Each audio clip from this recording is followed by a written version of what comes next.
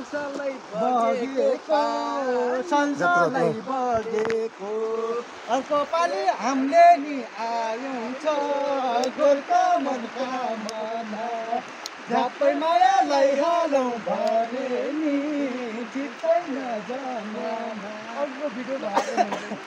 फेरि एउटा खोलामा डुबुल्की हानेको डुबुल्की हानेको एउटा केटीलाई देखेको गोर्खा मनका मना झ्याप्पै मायालाई हालौँ भने नि ठिक छैन जमाना।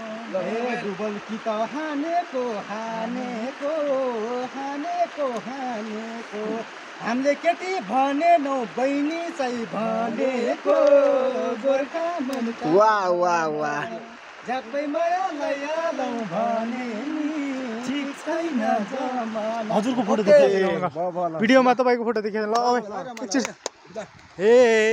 काका बते सँगसँगै सेल्फी नि खिचेको जान्नु म फोटो खिच्छु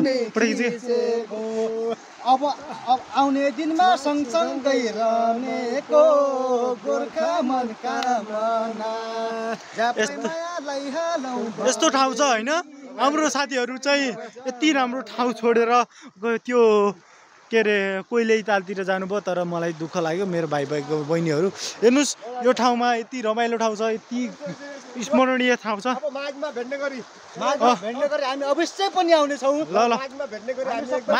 माघमा मेरो पार्टी हुनसक्छ अङ्कल माघमा मेरो पार्टी हुन्छ ल यसो हो अब एकदम छोटो समयमा एकदम रमाइलो भेटघाट भयो होइन।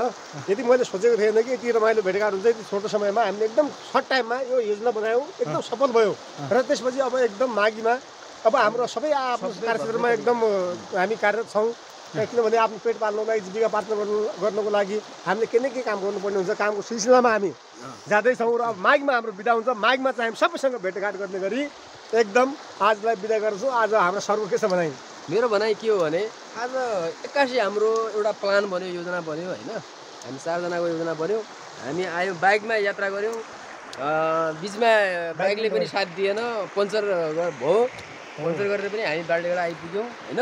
तर हाम्रो योजना सफल नै भयो होइन।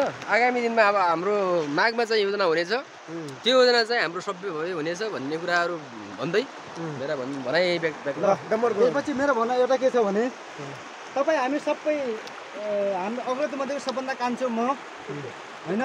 म के भन्न चाहन्छु भने हामी अब भोलि पर्सिबाट हामी यहाँबाट हामी आफ्नो कार्यक्षेत्रमा जाँदैछौँ। अवश्य पनि यो कार्यक्षेत्रमा गइसके आफ्नो कार्यक्षेत्रमा राम्रोसँग किसिमले काम गर्नु होला राम्रो क्षेत्रमा आफ्नो किसिमले नाम प्रभुत्व जमाउनु होला। त्यसपछि फेरि हामी माघमा भेटेर हामी इन्जोय गर्नेछौँ रमाइलो गर्नेछौँ। म त आफ्नो गाउँठाउँको मान्छे होइन गाउँठाउँको सबैको सहारा गर्नेछु भन्ने म सबैमा यो गर्नेछु होइन।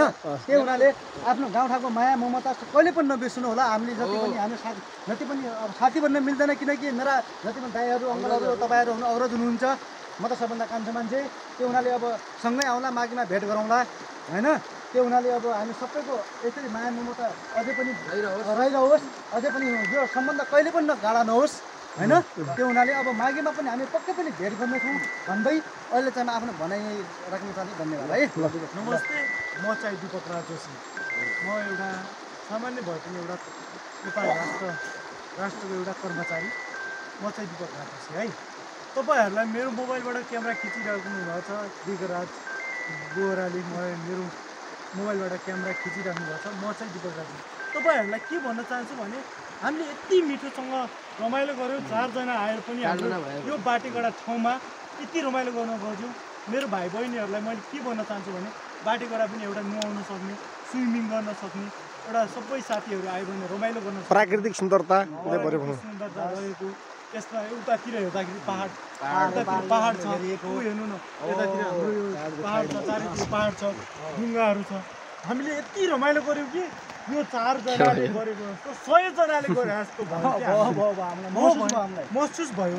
यतातिर हेर्दा कल नआउँदो खोला यतातिर हेर्दा हरियाली पहाड हरियाली रुख ल अब हरियाली सर्ट समाज ओ कति राम्रोसँग छ सर्टमा भने सर्टमा इन्डिङ गरौँ यो कुरालाई हामीले मध्यनजर गर्दै अब एउटा आगामी एकअर्काको कुरा, आगामी मनका कुराहरू राख्न पनि सक्यौँ आगामी दिनहरूमा पनि अँ, हामी यसै गरी यसै ठाउँमा आएर रमाइलो गर्नेछौँ भन्ने आशा राख्दै हामी अहिले योबाट बिदा हुन्छु हस्त नमस्ते ल, ल। दीपक राज जोशीबाट सम्पूर्ण साथीहरूलाई बाई बाई भन्न चाहन्छु ल, ल। नमस्ते भन्न चाहन्छु हस्त नमस्ते ल ल